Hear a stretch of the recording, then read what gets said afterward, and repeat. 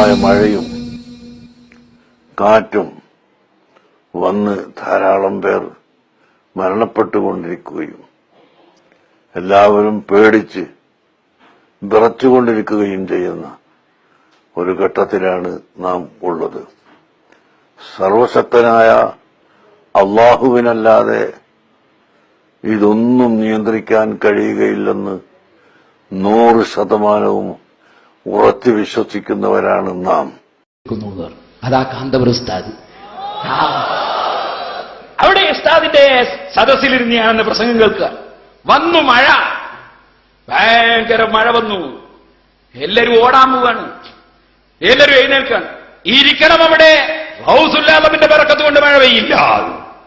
സർവശക്തനായ അള്ളാഹുവിനല്ലാതെ ഇതൊന്നും നിയന്ത്രിക്കാൻ കഴിയുകയില്ലെന്ന് 100% ഉറച്ചു വിശ്വസിക്കുന്നവരാണ് നാം.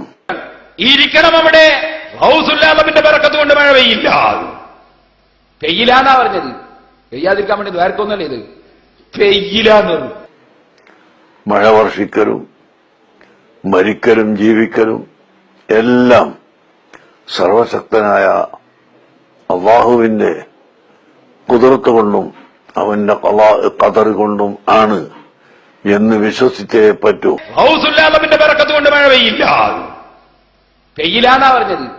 പെയ്യാതിരിക്കാൻ വേണ്ടി ദ്വാരക്കൊന്നല്ലേ ഇത്. പെയ്യില്ലാന്ന് പറഞ്ഞു. പെയ്യാതിരിക്കാൻ വേണ്ടി ദ്വാരക്കൊന്നല്ലേ ഇത്. പെയ്യില്ലാന്ന് പറഞ്ഞു. അന്നാ ഉസ്താദ് പെയ്യില്ലാന്നാ പറഞ്ഞത്. മഴ പെയ്തില്ല.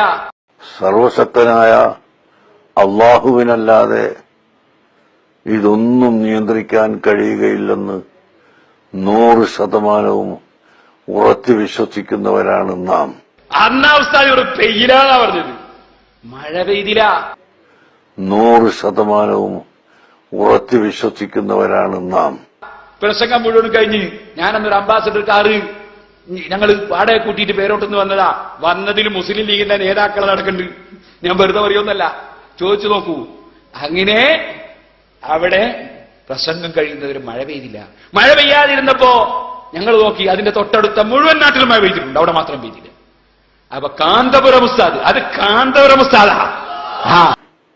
സർവശക്തനായ അള്ളാഹുവിനല്ലാതെ ഇതൊന്നും നിയന്ത്രിക്കാൻ കഴിയുകയില്ലെന്ന് 100% ഉറച്ചു വിശ്വസിക്കുന്നവരാണ് നാം.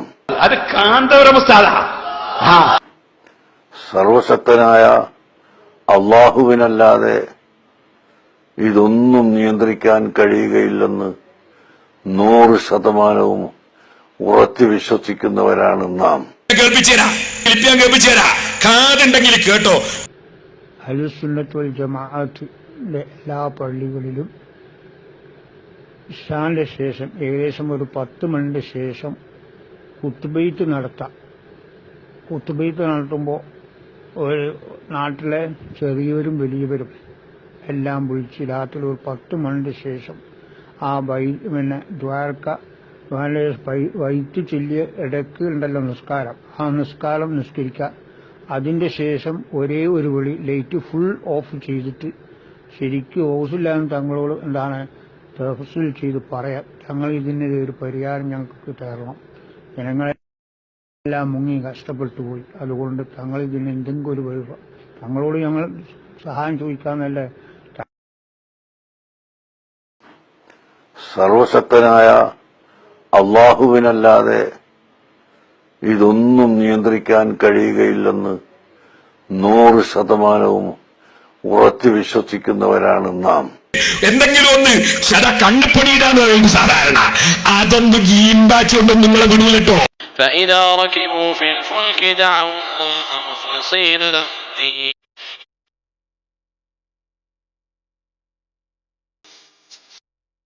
എന്നാൽ ആ ബഹുദൈവാരാധകർ കപ്പലിൽ കയറിയാൽ കീഴ്വണക്കം അള്ളാഹുവിന് നിഷ്കളങ്കമാക്കിക്കൊണ്ട് അവനെ വിളിച്ച് പ്രാർത്ഥിക്കും. എന്നിട്ട് അവരെ അവൻ കരയിലേക്ക് രക്ഷപ്പെടുത്തിയപ്പോഴോ അവരതാ അവനോട് പങ്കുചേർക്കുന്നു.